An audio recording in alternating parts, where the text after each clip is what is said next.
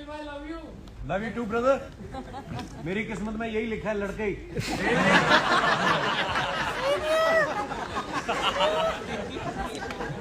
Well, that was something. That was something. एक बार जोरदार तालियां हो जाएं इस टीम के लिए प्लीज। हंसाया बहुत है, पेट दुखाया कई बार है, लेकिन अभी रुला दिया है। हाँ? रुला दिया इतना भी रुलाया नहीं, मतलब एक वो उम्मीद जो है ना उसके साथ छोड़ दिया बाजी आई वुड से, है ना? दिख रहा है चेहरे पे मुस्कान है, दैट उम्मीद। वो लास्ट का वो जो सीन है जहां बाइक में है, दिख रहा है, हाँ है, टनल के एंड में थोड़ी सी लाइट है, क्या बोलते हो? कुछ तो है कि नहीं? Alright, so ladies and gentlemen, that's Ricardo for you. एक बार जोरदार तालियां for this amazing film and the dream team here. बहुत सारी चीजें जिनके बारे में बात करनी है, एक बार वापस से बुलाना चाहूंगा स्टेज पे कपिल बाजी। एक बार जोरदार तालियां, आ जाइए सर। इस लाइक सबके साथ आ जाता हूँ बाजी। ये अवतार में कभी नहीं देखा पहले, है ना जी?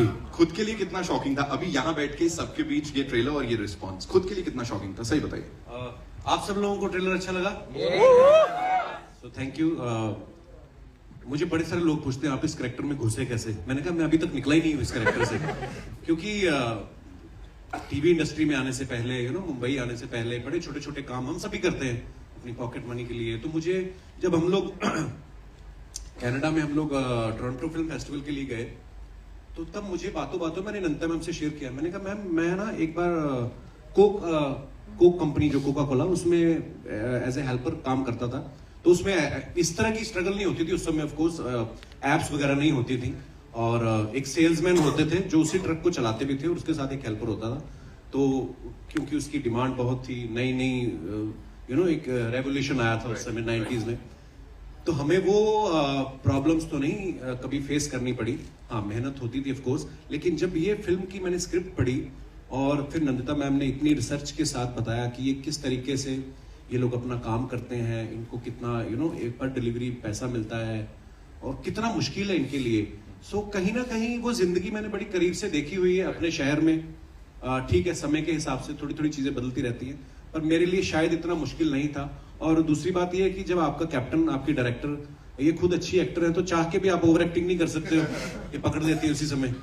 सो मुझे बड़ी हेल्प मिली, और स्पेशली मेरी को स्टार शाहाना, ये दो लोग ऐसे थे मेरे आसपास कि आपको प्रोटेक्ट करके रखते हैं एज एन एक्टर भी, और बड़ी सारी चीजें। So thank you ma'am, once again thank you Shahana. Well, ये तो हुई मानस की बात, लेकिन प्रतिमा की बात भी कर लेते हैं यहाँ पे। Give it up for the very gorgeous, the very talented Shahana Goswami, ladies and gentleman. जोरदार तालियां, कम ऑन यार, we can make some noise.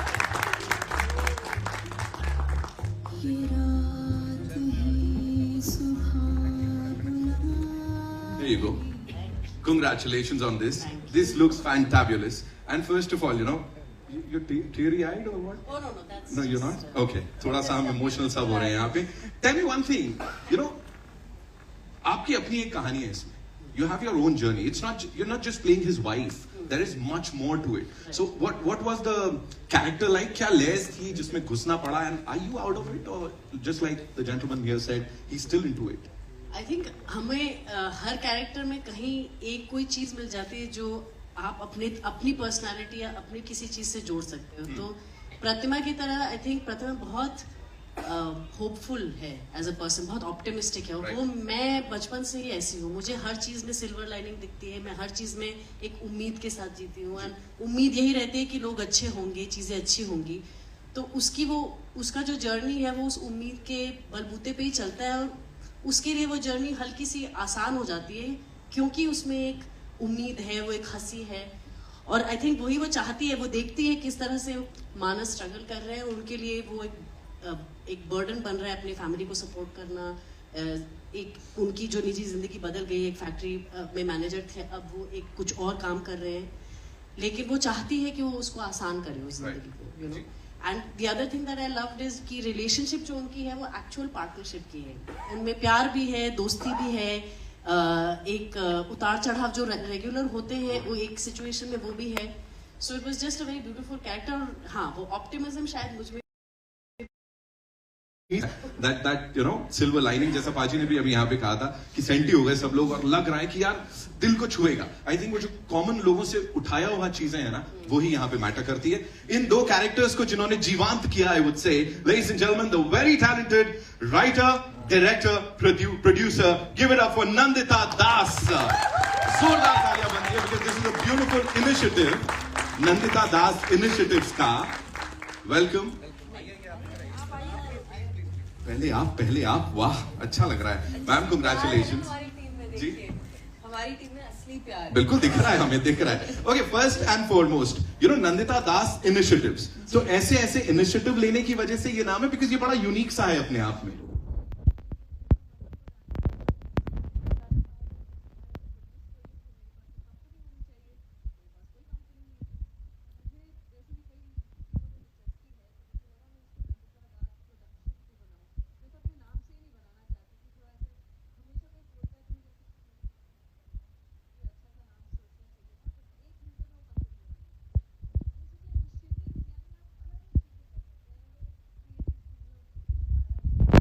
करने के लिए, तो इस वजह से ये नाम पड़ा. अब इस इनिशिएटिव की बात करते हैं. ज़ोगाटो ये मेरी दूसरी फिल्म होगी जी इस एनडीआई के तहत. राइट. आप मुझे प्लीज ये बताएं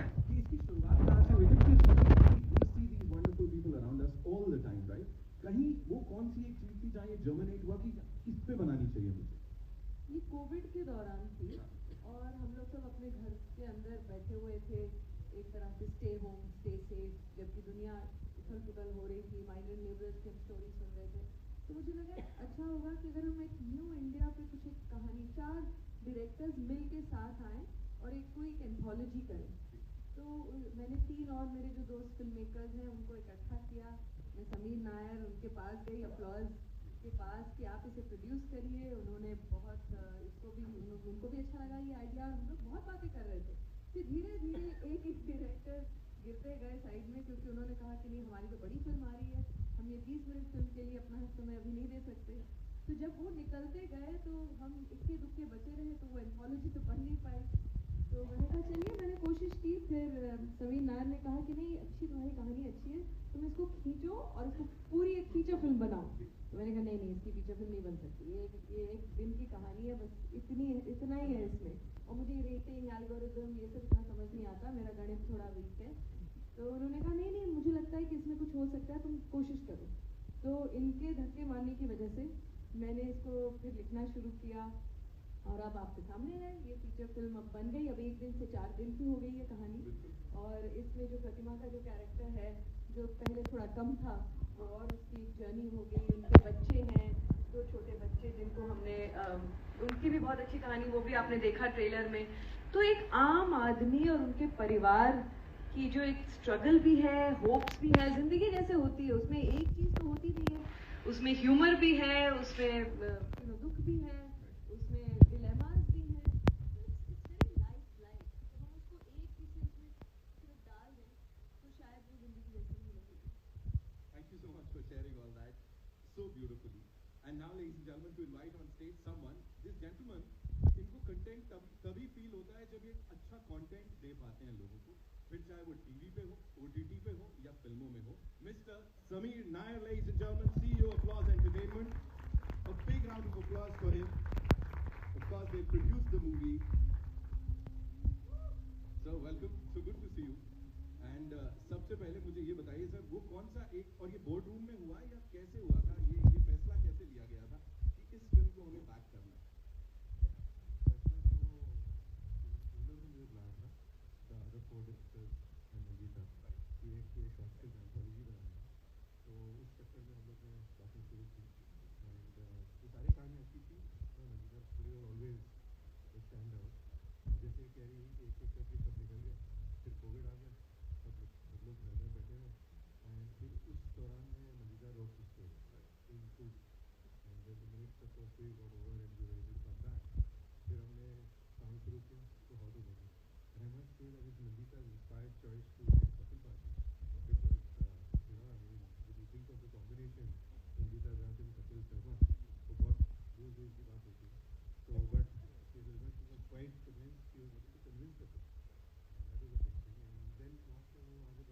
स्पेक्ट्रम के 2 हिस्से हैं सर, अब साथ में आ गए. अब नहीं है.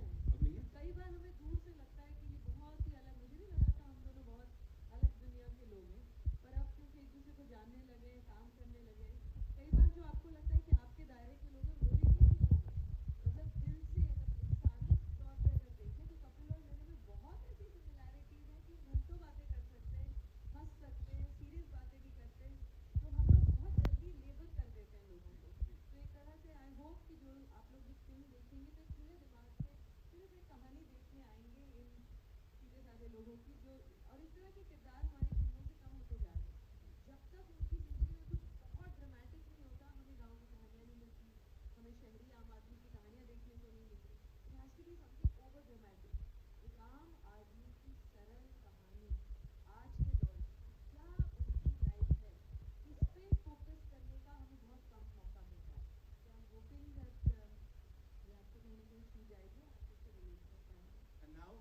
Before we take your questions, Sameer sir एक और सवाल, दैट इज इस टाइटल को लेकर Zwigato, what do we say and कहां से आया, इसकी शुरुआत कैसे हुई?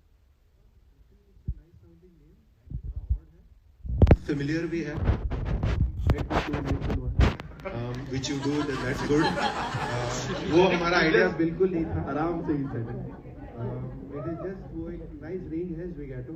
एक बार हमने ये भी सोचा था, कपिल से बात भी हुई थी कि नो लोग प्रोनाउंस नहीं कर सकेंगे, तो हमें एक थोड़ा प्रमोशन वो भी करना चाहिए कि mispronouncing Zwigato, because people say Zwigato, Zigato, वो सब जैसे बुलाना है। But it's just a nice name, it's a nice ring to it. और आप सोचेंगे अगर जो भी डिलीवरी के एप्स हैं उन सबके नाम अजीबोगरीबी होते हैं, बोलना मुश्किल ही है वो सब, तो लेकिन उसी दायरे में है ये भी नाम। लेकिन इस फिल्म को देखने के बाद इसके बारे में बोलना बिल्कुल मुश्किल नहीं।